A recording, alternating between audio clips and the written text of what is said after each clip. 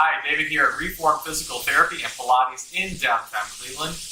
It is Fitness Friday, and this week we have talked about labral tears in the shoulder, which is a pretty complicated issue to rehabilitate.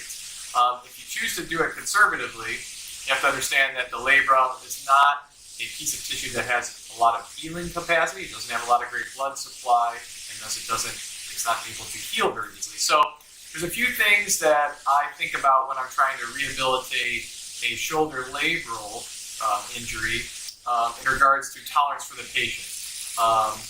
First, I think about position I'm doing the exercises. I'm going to do a lot of the same style of exercises, however I may set them up different because position is going to matter that much more, because having pressure in a certain part of the shoulder joint could cause more pain or irritability by stretching on that labrum or compressing that labrum or getting it stuck in there. So a common exercise we might use might be a little shoulder external rotation here at 90 degrees of abduction, right? So it's kind of a nice typical exercise. However, this one may hurt coming up into this unstable position, or maybe even coming down if there's extra tilt here. So I may do a few things to help with those things. First, I may move my body in so that I'm not in so much way out to the side abduction. Now I'm in a little bit of flexion or even scaption plane, right? This kind of 30 degrees from the abduction. So now this is a lot more comfortable position for my patient to move in. Another thing I did is use a block at the bottom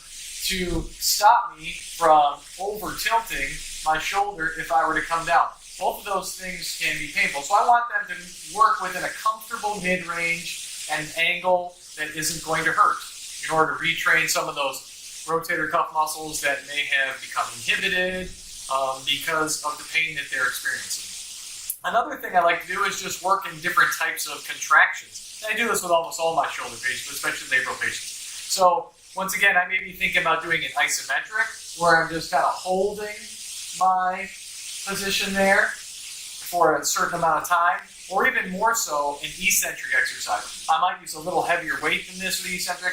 I may help it up, and then I'm going to slowly lower back down. Help it up, slowly lower back down. Being an eccentric exercise. So just training that cuff in different ways to provide stability, to provide control. Because if you're trying to get by with a labral tear in your shoulder, you're going to need both of those features. So if you have a labral tear, we know how to help you. Come look us up at Reform Physical Therapy and Pilates, and we'll get you back on track. Thank you.